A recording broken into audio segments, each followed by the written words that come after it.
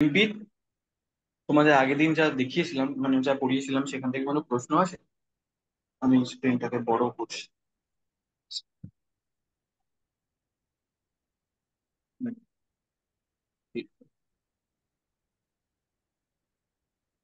তোমরা স্ক্রিন দেখতে পাচ্ছ?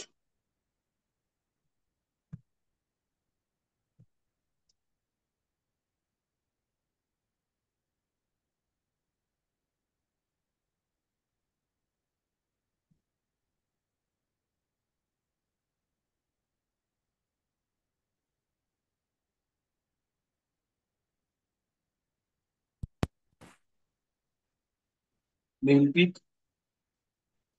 তোমার আমার কথা শুনতে পাচ্ছ?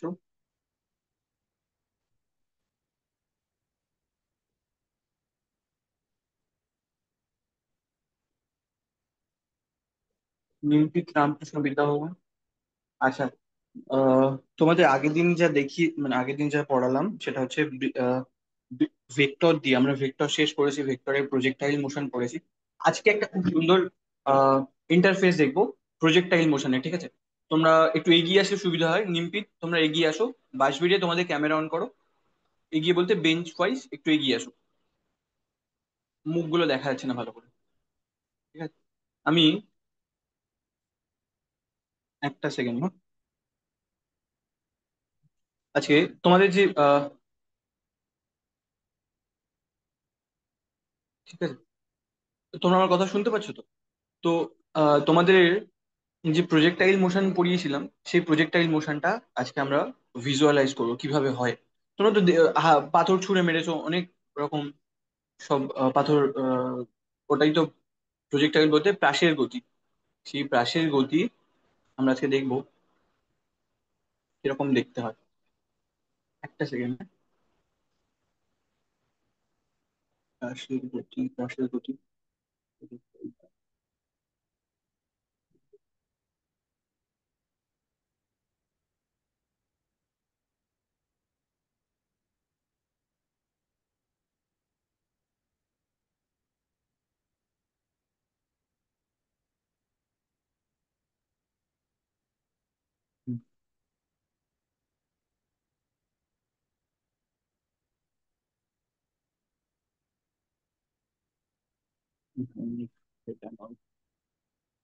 একটা সেকেন্ড, হ্যাঁ আমার সাজানো ওটা কম্পোজ করে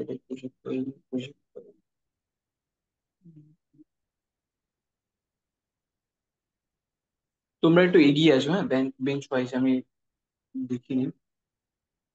হুম, এই তো। তোমরা স্ক্রিন দেখবে, হ্যাঁ।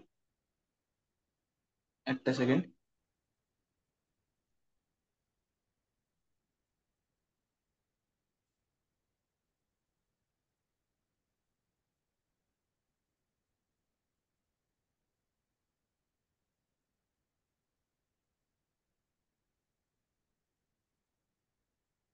তো এক তোমরা স্ক্রিন দেখতে পাচ্ছ কিনা আমি একটু একটা সেকেন্ড। ঠিক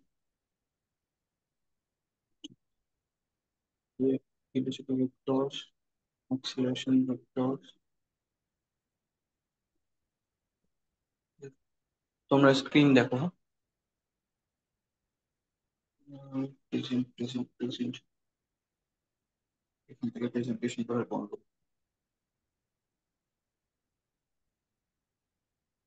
হুম,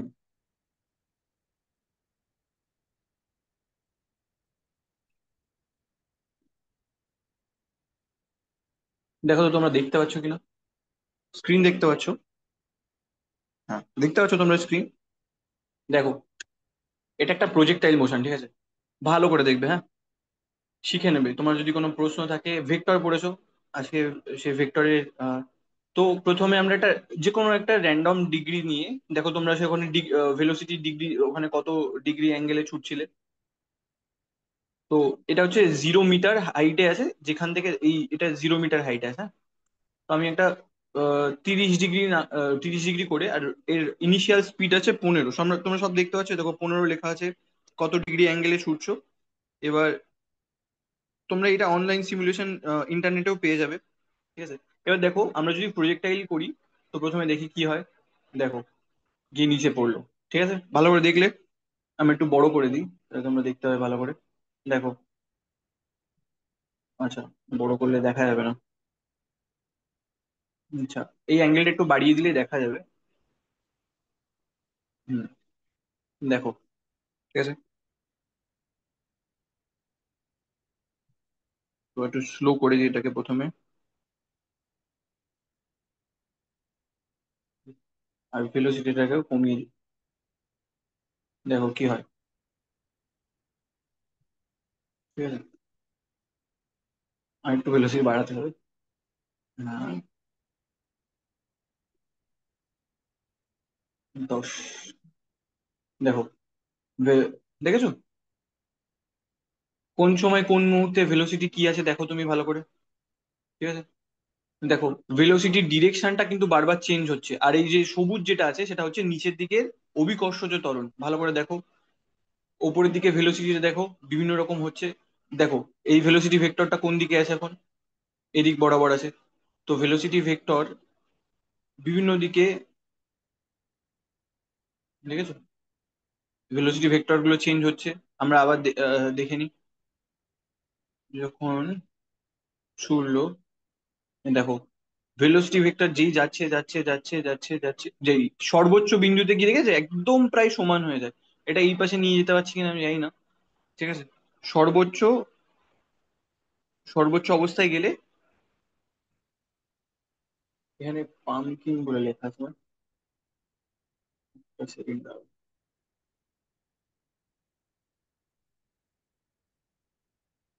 হুম, তো এখানে বল, বল ট্যাঙ্ক শিল। তো বাতাসে আমরা আমরা যখন বইতে পড়ি তখন কি আমরা বাতাসের এয়ার রেজিস্ট্যান্স মানে হচ্ছে বাতাসে তোমার যে, বাতাসে গেলে কি হবে, তুমি যদি ওই ওর জায়গায় অন্য কিছু হালকা জিনিস সরো, যেমন যদি তুমি একটা কাপড়ের বল তৈরি করে সরো, আর যদি একটা তুমি ওই রকম সাইজের একটা ঢিল ওপরের দিকে ছোড়ো, ঠিক আছে, তার ক্ষেত্রে ভরের পার্থক্য হবে না। তো বাতাস কার পরে বেশি বাধার সৃষ্টি করবে, ওই একই ভরের, কিন্তু ওর পরে মানে তোমার ভরটা যেহেতু বেশি আয়তন দখল করছে, তো বাতাসের সাথে বেশি ধাক্কা লাগবে। আমরা এই জন্য এই এয়ার রেজিস্ট্যান্সটাকে নিয়ে কাজ করি না। ঠিক আছে, তো এই মোশনটাকে আরেকবার দেখে নিই। ঠিক আছে, দেখা যাক কি হয়। এই দেখো, এই বলটা আসছে। দেখো, আস্তে আস্তে যে এগোচ্ছে, দেখো ভেলোসিটি ভেক্টরটা চেঞ্জ হচ্ছে, দেখেছো বিভিন্ন অ্যাঙ্গেলে। যেই সর্বোচ্চ বিন্দুতে গেল, দেখো একদম পুরো অনুভূমিকের সাথে সমান আছে, ভালো করে দেখে নাও। অনুভূমিকের সাথে এখন সমান আছে সর্বোচ্চ বিন্দুতে গেলে। আবার যেই নিচের দিকে এগোচ্ছে, দেখো ভেলোসিটি ভেক্টরটা চেঞ্জ করছে, নিচের দিকে যাচ্ছে, নিচের দিকে যাচ্ছে, নিচের দিকে যাচ্ছে। ঠিক আছে, তো এটা হচ্ছে প্রজেক্টাইল মোশন। ঠিক আছে, এটা যেন মনে থাকে। ঠিক আছে, আগে আমরা দেখেছিলাম যে ভেক্টরের মাধ্যমে দেখেছিলাম আমরা কি কি কি ক্যালকুলেশন করেছিলাম, যে সর্বোচ্চ বিন্দুতে অনুভূমিকের সাথে সমান হবে। ঠিক আছে, আর আরেকটা কি কনসিডার করেছিলাম, যে এই যে ভেক্টরটা আছে, যে এর অনুভূমিক বরাবর যে ভেক্টরটা আছে সেটা উলম্ব ভাবে যে ভেক্টরটা আছে তাকে কোনোভাবে প্রভাবিত করবে না। তো সেগুলো আমরা এখান থেকে, এই যে ছবি দেখলাম সেখান থেকে আমরা পুরোপুরি শিওর, মানে এখান থেকে যে শিওর হলাম। দেখো, এই যখন বলটা ওপরের দিকে গেল, এই বরাবর যখন এই বিন্দুতে আসে তখন আর কোনো উলম্ব, মানে এই যে যে ভেলোসিটি ভেক্টরটা ছিল, সেই ভেলোসিটি ভেক্টরটা উলম্ব কম্পোনেন্টটা নেই। ঠিক আছে, এই বরাবর কোনো আর যদি সর্বোচ্চ বিন্দুতে পৌঁছে গিয়েছে। ঠিক আছে, আর একটা তোমাদের বৃত্তীয় গতি দেখানোর একটা বৃত্তীয় গতিটা আমি একটুখানি দেখছি, ধরো আছে কিনা এখানে।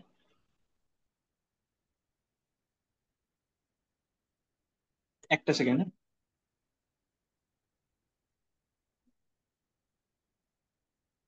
বৃত্তীয় গতি।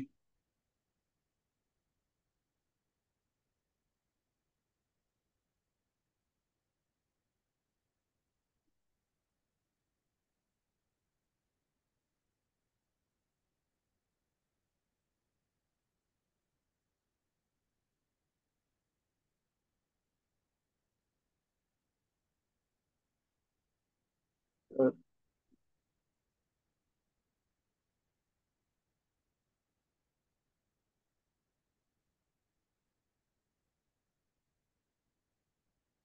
এই বোধহয় একটা সেকেন্ড, ধরো আমি দেখে নিই তো।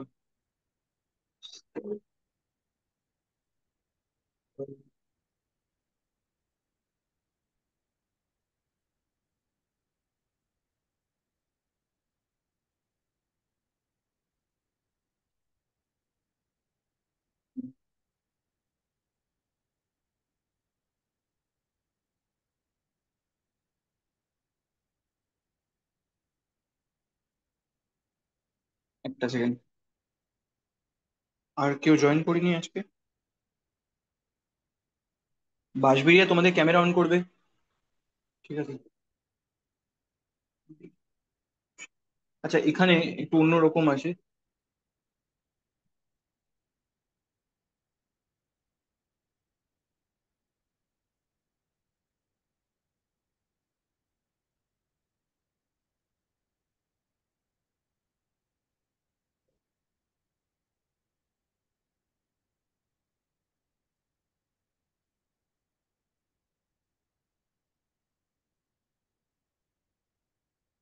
অনেক পুরোনো হয়ে গিয়েছে। হুম। দেখো, অ্যাক্সিলারেশন ভেক্টর, ভেলোসিটি ভেক্টর। হ্যাঁ, দেখো।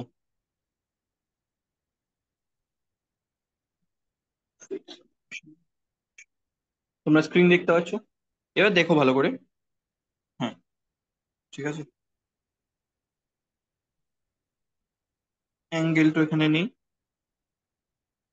ঠিক আছে। এটা অনেক পুরনো। এগুলো কেন জানার দরকার আছে?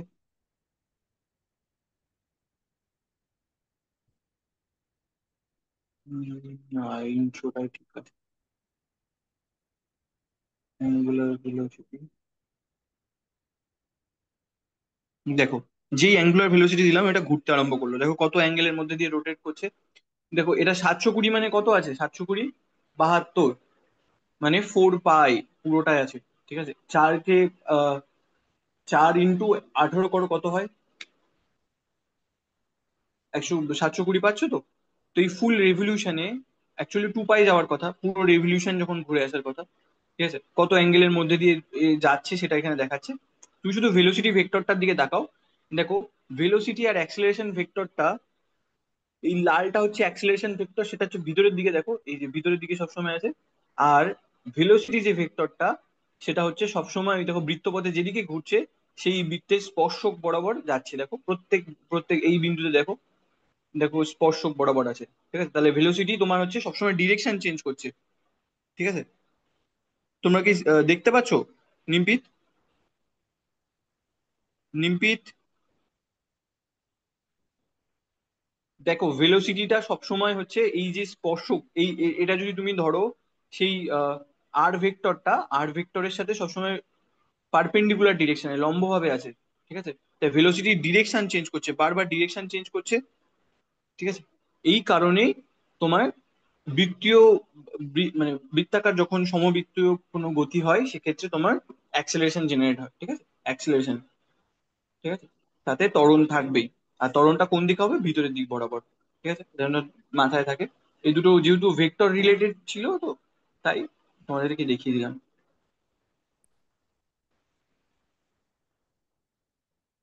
ঠিক আছে।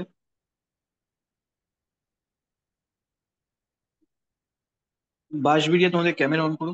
আজকে আমরা পড়বো, কিন্তু অল্প কিছু ইন্ট্রোডাকশন করে দিই। সেটা হচ্ছে, তাহলে তোমাদের ভেক্টর রিলেটেড কিছু যে জিনিসগুলো মেইন প্রবলেম থাকে সেগুলো আমরা দেখলাম।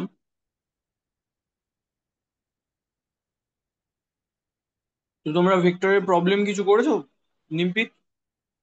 বাড়িতে প্র্যাকটিস করো। স্যার। আচ্ছা।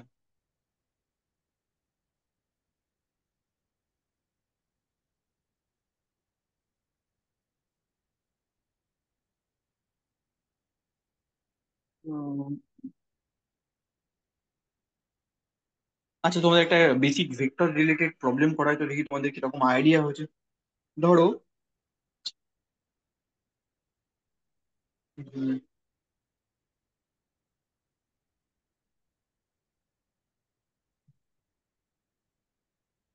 ধরো এর উপরে দুটো বক্স রাখা আছে। এই কোশ্চেনটা খুব ফেমাস কোশ্চেন। এটা 2 কেজি আর এটা 1 কেজি। ঠিক আছে, এর উপরে এফ বল প্রয়োগ হচ্ছে, যা হচ্ছে 3 নিউটন বল প্রয়োগ করা হচ্ছে। ঠিক আছে, তাহলে এই স্পর্শ বল কত? ঠিক আছে। এখানে স্পর্শ বল বলতে এর ভিতরে যখন কোনো বস্তু ক্রিয়া মানে উম, স্পর্শ বল কত, এর পরীক্ষায় এই কোশ্চেনটা কিন্তু অনেক সময় আসে প্রচুর জায়গায়, এমনকি অনেক ভালো ভালো পরীক্ষা দেয় এই কোশ্চেনটা। ঠিক আছে, স্পর্শ বল বলতে যখন কোনো বস্তু, নিউটনের তৃতীয় সূত্র আমরা পড়েছি, কোনো কোনো প্রত্যেক ক্রিয়ারই বিপরীত, উম, প্রত্যেক ক্রিয়ারই সমান এবং বিপরীত প্রতিক্রিয়া বল মানে থাকবে। ঠিক আছে, ওই একই একই বস্তুর উপর মানে একই বস্তুর উপর প্রযুক্ত হবে, মানে দুটো বস্তু যদি থাকে সেই দুটো বস্তুর মধ্যেই থাকবে, আর তৃতীয় কোনো বস্তুর মধ্যে থাকবে না। ঠিক আছে, যদি ভাবো এই দেওয়ালের উপরে তুমি যদি হাত দিয়ে চাপ দাও, ঠিক আছে, এই এটা তো হাতের মতো হয়ে যাও, হাত দিয়ে চাপ দাও, তাহলে তুমি উল্টো দিকে বল অনুভব করো না। তো সেই সেই বলটা কি এই দুটো বস্তুর মধ্যেই সীমাবদ্ধ। তাই তাই ক্রিয়া প্রতিক্রিয়া বল থাকে। তো এই 2 কেজি ভরের যে বক্সটা আছে সেটা 1 কেজি ভরের উপর যে বল দেবে, তার ঠিক উল্টো উল্টো একই রকম ফোর্স এর উপর দেবে। সেই বলটা কত, আমি এই ফোর্সটা জানতে চাইছি কত। যদি তোমরা করো তো দেখি কিরকম আইডিয়া আছে তোমার, দেখি ওর সম্বন্ধে ব্রেকডাউন করেছো তোমরা এখন। বলো নিমপিত, শিবপুর, তোমরা এটা করো। বুঝতে পেরেছো আমার কোশ্চেনটা কি? কোশ্চেনটা হচ্ছে যে এটা হচ্ছে কোনো এরপরে কোনো ঘর্ষণ নেই, তোমাদের এখনো ঘর্ষণ পড়ানো হয়নি, সেটা জেনেও লাভ নেই। তো এখন প্রথম কাজ হচ্ছে, যদি আমি এই 2 কেজি ভরের বস্তুর উপরে আহ, মানে এই অনুভূমিকে সমান্তরালে, ঠিক আছে, একই ডিরেকশন বরাবর যদি 3 নিউটন বল প্রয়োগ করি, তাহলে এই দুটো বস্তুর মধ্যে স্পর্শ বল কত? নিমপিত, শিবপুর, কিভাবে করব? এটাকে বলে স্পর্শ বল, কন্ট্যাক্ট ফোর্স।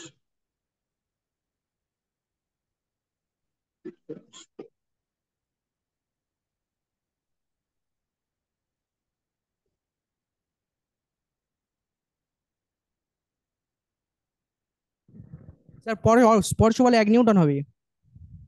কি করে? তা ওটা উম, ওই বড় এফ মাইনাস স্মল এফ করে করে রেটে দিয়েছি সঞ্চয় এম ইন্টু এ হবে। তারপরে ওখান থেকে এর মানটা 3 - স্মল এফ/2 আর ওখান থেকে বড় এফ মাইনাস বড় F -10 equal equals to F হয়েছে। সেখান থেকে এর মানটা তুলনা করে দিয়েছি, ছোট এফ এর মান বেরিয়ে গেছে। আচ্ছা, ঠিক আছে, আমি বুঝলাম 1 নিউটন বেরিয়েছে তাই তো? 1 নিউটন। আচ্ছা ঠিক আছে, আমরা দেখি তাহলে করে দেখি কত আসে। আর শিবপুর, তোমরা করেছো? শিবপুর, ঠিক আছে। আচ্ছা, আমি এটা করিয়ে দিই। তো কি হয় দেখো, প্রথমে একটা জিনিস মাথায় রাখতে হবে, যে এই দুটো বস্তু যখন একে অপরের সাথে লেগে আছে, তখন এরা একই বল দ্বারা প্রযুক্ত হচ্ছে, তার অ্যাক্সিলারেশন একই হবে। ঠিক আছে, 2 কেজি ভরের যা বস্তু, 1 কেজি ভরের যে বস্তু, সে দুটো একই অ্যাক্সিলারেশনে সামনের দিকে এগোতে থাকবে। প্রথম কনসেপ্ট হচ্ছে এটা জানতে হবে, যদি দুটো বস্তুকে তুমি 2 কেজি ভরের বস্তুর উপরে যদি 3 নিউটন বল প্রয়োগ করো, সে তোমার হচ্ছে যে যত আহ, তোমার অ্যাক্সিলারেশনে এগোতে থাকবে, এই পুরো সিস্টেমটাই সামনের দিকে, ধরো আমি এই অ্যাক্সিলারেশনের দিকে এগোচ্ছে ধরে নিলাম। ঠিক আছে, তাহলে আমরা কি জানি, F=ma। তাহলে কি হয়, 3 নিউটন বল আছে, আর মাস কত আছে, 2 + 1 এত কেজি, ইন্টু তোমার হচ্ছে মাস পার মাস মাস প্রতি সেকেন্ড স্কোয়ার বা পার সেকেন্ড স্কোয়ার। তো সেটা তোমার হচ্ছে অ্যাক্সিলারেশন হয়। তাহলে কত হলো, অ্যাক্সিলারেশন সমান সমান আসলে 1 মিটার পার সেকেন্ড স্কোয়ার। ঠিক আছে, প্রথম আইডিয়া হচ্ছে এটা, পুরো পুরো সিস্টেমটা আমার সামনের দিকে 1 মিটার পার সেকেন্ড স্কোয়ার ত্বরণ নিয়ে সামনের দিকে এগোচ্ছে। ঠিক আছে, এবার ভালো করে বলো যে যদি 2 কেজি ভরের বস্তু যদি এই একই ত্বরণ নিয়ে এগোই, তাহলে সামনের দিকে কত বল প্রযুক্ত করবে?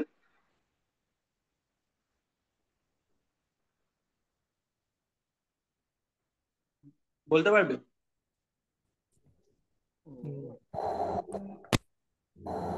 10 নিউটন।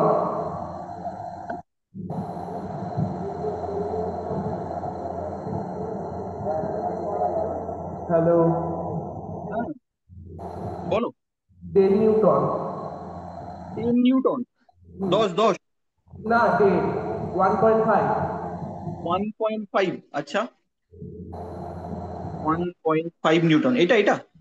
হুম। আচ্ছা, দেখি তাহলে। তো এর উপরে কত বল প্রযুক্ত হচ্ছে? 3 নিউটন। ঠিক আছে। আর এ যখন সামনের দিকে এগোবে, তার জন্য তার জন্য সেই সেই ফোর্সটা কত হবে? যদি তুমি 3 নিউটন বল দিচ্ছ, ভালো করে বোঝো আমার প্রশ্নটা। 3 নিউটন বল দিচ্ছ, আর এ কত অ্যাক্সেলারেশনে এগোচ্ছে? 1 মিটার পার সেকেন্ড স্কোয়ার। ঠিক আছে। তাহলে কত হলো 1 মিটার পার সেকেন্ড স্কোয়ার যদি এগোই, তাহলে সেক্ষেত্রে ফোর্স কত হবে? আমি ধরলাম এটা F2 হিসাবে ধরলাম। সেটা হচ্ছে 2 KG into 1 metre per second square, তাহলে কত হয়? 2 নিউটন হয়। 2 নিউটন পরিমাণ। ঠিক আছে। এ এগোচ্ছে, তাহলে বাকি 1 নিউটন কি করলো? ভালো করে আমার প্রশ্নটা বোঝো বোঝো। সেটা হচ্ছে 3 নিউটন ফোর্স এর উপরে অ্যাপ্লাই করেছো, যাচ্ছে 2 নিউটনে। ঠিক আছে, যাচ্ছে মানে সামনের দিকে এগোচ্ছে। সে তার জন্য কত ফোর্স তাকে, মানে তাকে খরচা হয়ে গেল, সেটা হচ্ছে 2 নিউটন। তাহলে বাকি 1 নিউটন কি হলো? সেই বাকি 1 নিউটনই হচ্ছে এই দ্বিতীয় বস্তুর উপরে। মানে তোমার যদি এটা আঁকি, ঠিক আছে, এ যদি সামনের দিকে 3 নিউটন দেয়, আর এ এগোচ্ছে কততে? সেটা হচ্ছে 2 নিউটন। ঠিক আছে। আর নিচেরটা কত? 1 কেজি আছে। ঠিক আছে। যদি এবার দেখো, এ যদি 1 কেজি, 1 কেজি যদি দেয়, তাহলে দেখো উত্তর কিভাবে ঠিক আছে দেখো। আমরা কিভাবে বুঝবো? যদি এখানে 1 নিউটন পরিমাণ বল দেয়, তাহলে নিশ্চয়ই প্রতিক্রিয়া বল হিসাবে 1 নিউটন বল দেবে। আর সামনের দিকে এগোতে 1 নিউটনই লাগবে। বুঝতে পেরেছো? এই যদি 1 নিউটন বল, যদি একে 1 নিউটন বল দেয়, তাহলে এই 1 নিউটন বল দিয়ে তাকে এগোতে হবে, কারণ আর কাউকে ফোর্স ট্রান্সফার করছে না। প্রথমে ভালো করে বোঝো। আমি বড়টাতে 2 নিউটন, 3 নিউটন বল দিয়েছিলাম, এগোচ্ছে মাত্র 2 নিউটন নিয়ে, তার মানে নিশ্চয়ই 1 নিউটন বল কাউকে দিচ্ছে। সেই 1 নিউটন বলটা হলো কি, যদি এদের স্পর্শ বল হয়, সেই বল নিয়ে হচ্ছে এই ছোটটা সামনের দিকে এগোবে। কালারটা একটু চেঞ্জ করে নি। সেটা হচ্ছে এই ছোটটা যদি এগোতে হয়, ঠিক আছে, এ হচ্ছে 2 নিউটন খরচা করে। ঠিক, এ নিজেকে এগোনোর জন্য 2 নিউটন লাগে, তাহলে 1 নিউটন বল নিশ্চয়ই এরপরে ধাক্কা দিচ্ছে। সেই 1 নিউটন বল একে এগোতে হবে। দেখি উত্তরটা ঠিক আছে কিনা, জাস্টিফাই করে নি। সেটা হচ্ছে যদি 1 নিউটন বল হয়, তাহলে এর মাস কত? 1 কেজি। আর এতে কত অ্যাক্সিলারেশন হতে হবে যদি হয়, তাহলে কত হলো? সমান সমান 1 মিটার পার সেকেন্ড স্কোয়ার। যেটা হচ্ছে আমাদের প্রথমে প্রথমে যেটা পুরো সিস্টেমটা যদি 1 মিটার পার সেকেন্ড স্কোয়ার বেগে এগোয়, দেখো ত্বরণ নিয়ে এগোয়, তাহলে দেখো ঠিক আছে। তাহলে এর স্পর্শ বল কত হলো? 1 নিউটন।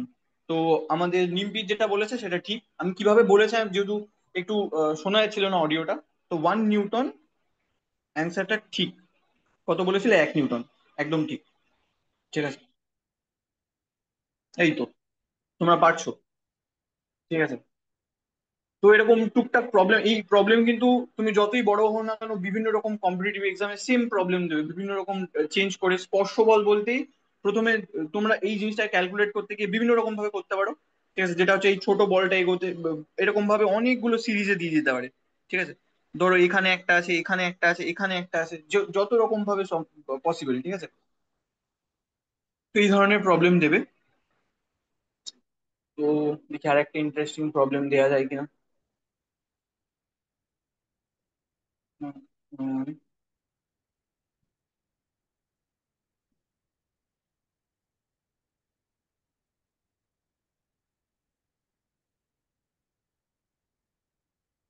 আচ্ছা, তোমাদের একটা, হ্যাঁ এই কনসেপ্টটা, এইটা লাগবে হয়তো পরে।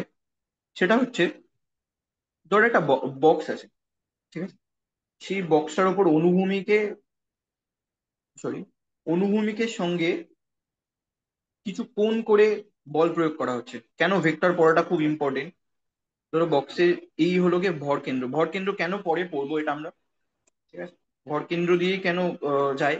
ভর কেন্দ্র মানে হচ্ছে এই পুরো বক্সটাকে যদি একটা বিন্দুতে পরিবর্তন করে দাও, আর এই উম, বিন্দুর যা ভর হবে আর বক্সের ভর যদি সেম করে দাও, তাহলেই তাকে বলা হচ্ছে ভর কেন্দ্র। ঠিক আছে। এবার সেটা বিভিন্ন রকম, মানে সেটা হচ্ছে তোমার ওই জিওমেট্রির ওপর ডিপেন্ড করে, ওই জন্য আমি এখন বলতে চাইছি না। তো যাই হোক, এই অনুভূমিকের সঙ্গে কিছু কোণ করে তোমার হচ্ছে বল প্রয়োগ করা হচ্ছে।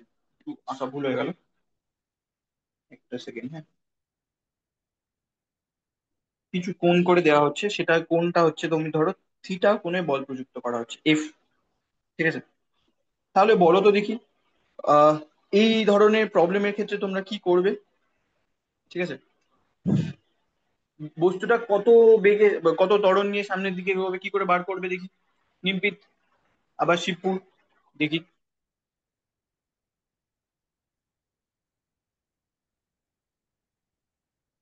আচ্ছা, এখন যেহেতু বেশি সময় নেই আমি নিজেই বলে দিই।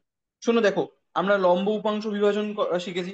তাহলে কি হবে, এই ফোর্সটা দুটো ডিরেকশনে ভেঙে যাবে। ঠিক আছে, হবে। তো আমরা যদি এইভাবে আঁকি, ঠিক আছে, তাহলে একটা একটা বল, ঠিক আছে, এই যে যে বলটা যেটা হচ্ছে ওজন বৃদ্ধি করছে, ঠিক আছে, কারণ দেখো এটা উপরে ওপরের দিক, এই ওপর থেকে নিচের দিকে নামছে মানে কি, এরপরে এক্সট্রা ফোর্স দিচ্ছে। আর একটা কম্পোনেন্ট যেটা আছে, ঠিক আছে, সেটা হচ্ছে এই সামনের দিকে এগোতে সুবিধা করছে। তাহলে এবার বলো তো দেখি আমাকে, তাহলে এই কম্পোনেন্টটা কত হলো? এই কম্পোনেন্টটা হচ্ছে এফ অফ কস থিটা। ঠিক, আমরা যেটা শিখেছি। আর এই কম্পোনেন্টটা কত হলো, সেটা হচ্ছে এফ অফ সাইন থিটা। ঠিক আছে, এটা তোমরা বারবার বিভিন্ন জায়গায় করবে। ঠিক আছে, এরপরে র্যাম্পের উপর মোশন আছে, মানে কোনো নদী তল বরাবর উপর থেকে যদি নিচে পড়ে বাক্স, সেক্ষেত্রে তোমার কি হবে? ঠিক আছে, তাহলে বাক্সের ওপরে কিভাবে করব আমরা, সেটা হচ্ছে নিয়মটা হচ্ছে, যে যে লম্ব উপাংশ আছে, সেই লম্ব উপাংশে এই অনুভূমিক উপাংশের উলম্ব হচ্ছে উলম্ব উপাংশ আর অনুভূমিক উপাংশ, এই দুটো সবসময় ইন্ডিপেন্ডেন্ট হয়। তোমাদের এটা আমি যখন প্রাসের গতির সময় বলেছিলাম কেন আমাদের এই ভেক্টর পড়তে হবে আর ভেক্টরের সুবিধা কি, সেটা হচ্ছে দুটো ভাগে ভাগ করে দিতে পারি আমরা। তাহলে উলম্ব উপাংশ বরাবর কি কি ফোর্স আছে, সেটা হচ্ছে এরপরে দুটোই ফোর্স আছে একই দিক বরাবর। ঠিক আছে, এম জি। ঠিক আছে, সেই দুটোকে যদি যোগ করে দিই, ঠিক আছে, এই বরাবর এম জি আছে, এম জি আর নিচের দিকে এফ সাইন থিটা আছে, দুটো যোগ করে দিই। তাহলে বস্তুর এর জন্য বস্তুর এর জন্য কি, নিচের দিকে যেহেতু কোনো, ভালো করে বোঝো, এম ইন্টু এ। এবার এই বরাবর ত্বরণ তো কোনো হচ্ছে না, না? এই বলটা প্রয়োগ করার কারণে এর নিচের দিকে কোনো ত্বরণ হচ্ছে না, তাহলে এটা শূন্য। ঠিক আছে, এটা হচ্ছে গেল কিসের জন্য, উলম্ব ভাবে। উল্লম্ব, যাই হোক, এরকম কিছু একটা হবে। আর অনুভূমিকের জন্য কি হবে, আমরা অনুভূমিক বরাবর একটাই ফোর্স আছে, সেটা হচ্ছে এফ কস থিটা, কিন্তু এই বরাবর ত্বরণ হচ্ছে। সেটাকে যদি আমি এম ইন্টু এ ধরি, এ ওয়ান ধরি, তাহলে এখানে তুমি অ্যাক্সেলারেশন পেয়ে যাবে। অ্যাক্সেলারেশন সমান সমান কত হলো তোমার, F cos theta by M. ঠিক আছে, এই পরিমাণ অ্যাক্সেলারেশন এর মধ্যে হবে। ঠিক আছে, এবার দেখো আর একটা ইন্টারেস্টিং জিনিস হচ্ছে, এখানে এম জি সমান সমান হচ্ছে এফ সাইন থিটা লেখা যায়, মাইনাস অফ, লেখা যায় তো। তো তাহলে এম সমান সমান কি লেখা যায়, এফ সাইন থিটা বাই জি, লেখা যায় তো। দেখো কি সুন্দর। তো এখানে মাইনাস সাইনটা হচ্ছে উল্টো দিকে বোঝাচ্ছে। ঠিক আছে, আর কিছুই না, দুটো মানে সাইনের চেঞ্জ আছে বলে, মানে জি আর এফ, আমরা শুধু মানটাকে নেব। তো এখানে যদি বসিয়ে দিই এফ অফ কস থিটা, আর এম এর জায়গায় লিখবো এফ অফ সাইন থিটা। ঠিক আছে, আর জিটা হচ্ছে এম এম এর এম এম এর সাথে গুণ হয়, তাহলে এটা নিচেই থাকবে জি। জি হলো ওপরেই গুণ হবে। ঠিক আছে, এটা অ্যাক্সিলারেশনে। তো এই এফ এফ কেটে গেল, জি, এটা হচ্ছে কট থিটা।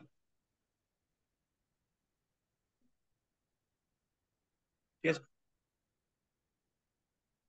কি বুঝলে দেখে এটা, বলো তো দেখি। অ্যাক্সিলারেশন তুমি কিভাবে তো এখানে তৈরি হচ্ছে, দেখো এই অ্যাঙ্গেলের উপরে ডিপেন্ড করছে। ঠিক আছে, এখানে এফ টার্মটা বোধ হয়, হুম, ঠিক আছে, তাহলে দেখো এফ টার্মের উপর কোনোভাবে ডিপেন্ড করছে না। তুমি যতই বল প্রযুক্ত করো না কেন, এর কোণের উপরে ডিপেন্ড করে। ঠিক আছে, তো যদি এই কোণটা যদি তুমি ভাবো জিরো হয়ে যায়, তাহলে তাহলে নিচেরটা জিরো, এই নিচেরটা কট থিটা জিরোর মান কত বলো তো দেখি, ইনফাইনাইট হয়ে যাবে।